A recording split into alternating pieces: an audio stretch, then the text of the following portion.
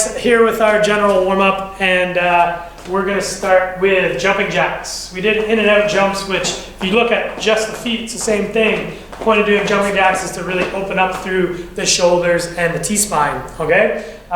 Then we go down to our sideline clam raise, and that's going to open up his legs like a clamshell. Notice how he drives the hips up to activate that outer glute on the top of that movement. So we're going each side on that. And then we're going to bird dogs. And we're going to hold the top of each rep for 5 seconds. Good 5-second count. And during these 5 seconds, it's not just a hold and you're off in la-la land. We want to hold 1, 2, 3, 4, 5. During those 5 seconds, thinking about how square we are in our shoulders, how square we are in our hips, and how neutral our spine is, and the tension in our abs. So a lot to think about, a lot to dial in, okay? So we're doing 3 rounds of that. That's our general warm-up. And then we get to our mobility for today. So getting our belt or our towel, if we don't have the luxury of a band, whatever you've got as a strap to kind of hang on to. And we're gonna do our overhead banded lat stretch. So best you're gonna stretch this band out, and you're just gonna like let his body weight kind of hang off of the band, stretching through the armpit, so you can't really see from that side. And you want to kind of come around here. Can we get that angle? Or is it better if Bessie switches hands? Is that good? Yeah, so you can see Bessie has a nice straight line from his hand to his hip. That's what you're looking for, okay? That nice straight line. You don't want to be, go into like partial range of motion here. Yeah, we don't want to be up like that. We want to get the head through the arms, nice straight line, okay? All right, guys, so specific today, we've got 2 movements. We've got a glute bridge, which we've done a lot of, but glute bridge with a squeeze. So this time, we're gonna drive up nice and hard, squeeze at the top, feel the glutes, and then touch and go at the bottom, okay? Then our next movement is a plank to a pike for a holding 5 seconds in each position. So we're going to plank it out, making sure we're maintaining our hollow position, okay? And then we're going to pike, hips up, head through the arms, making sure we're maintaining our stack. So our straight line from our palm, our shoulder, and our hip. 5-second hold in each position. Straight line, hip to palm, and then maintaining the hollow throughout. All right, guys, got a cool one for you today. So our METCON today, we've got 2 couplets sandwiching a row, okay? So the couplet is the same, all right? We've got a lot going on here in sequence though. So we have 2 very technical movements. So we're gonna have to manage our technique through at first speed, then we're gonna get crushed by the rower, and then we have to manage that technique through fatigue. Okay, so on that second couplet, we just want to be thinking about trying to mirror what we did in the first couplet as best we can, knowing that we're extremely fatigued by that point, all right? So the pacing is kind of out the window for this one. We're just trying to stay on track, all right? So that first, the movements in the couplet, the snatch and the handstand walk. So starting on the snatch, we need our shoulders, okay?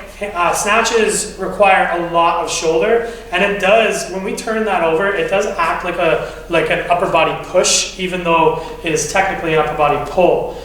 So what we want to try to do is use as much leg as humanly possible, and stay nice and low and athletic on these snatches. Nice and low, and we're going to cross our knee and get low again, okay? So we're low, we extend, and we get low again, all right?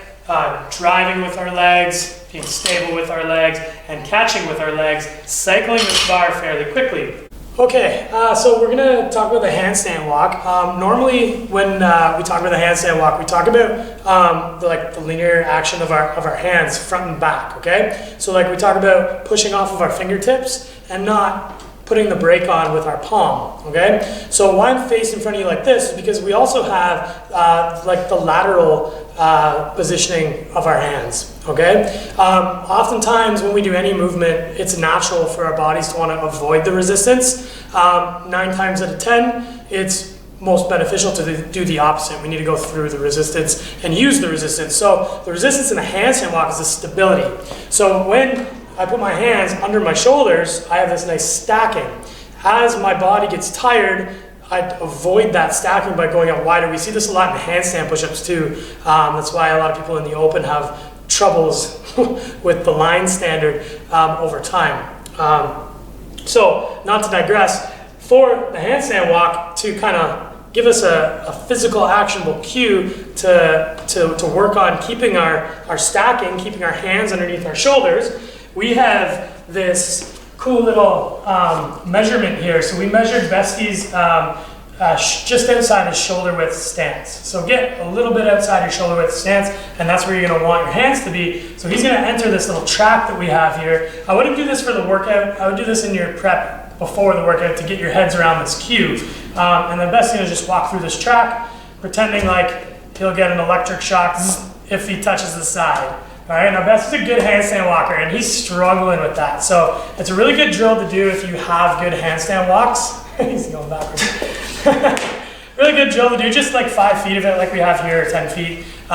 Good drill to do to refine those handstand walks. And instead of just always throwing obstacles in and that. So have fun with this drill, have fun with the workout. Yeah, I mean, so realize that we're dealing with speed, and then we're going grunt effort on that rower, and then we're going through trying to keep the speed through that fatigue on the second time we do the couplet. On the rower, okay, the middle part of this workout, this is the meat of the workout sandwich. All right, we have 4 minutes to get as many calories as possible. Now this is a tricky distance because we can't sprint it. If we sprint it, we're going to bury ourselves, but we can't go slow. Okay, so we have to pace this properly. The rower needs to be our pace needs to be built on the rower. We need to do so a good thing to think about is breaking down the 4-minute row into 4 sections. Okay, we have 1 minute per section, and simply you're going to try to get more calories every time you enter the next minute. That's going to help you build your pace. Don't start soft, start aggressively, but with enough space to keep accumulating more calories every single minute until the last minute you're going pretty hard. All right, so there you go. Have fun with it, and let us know how you did.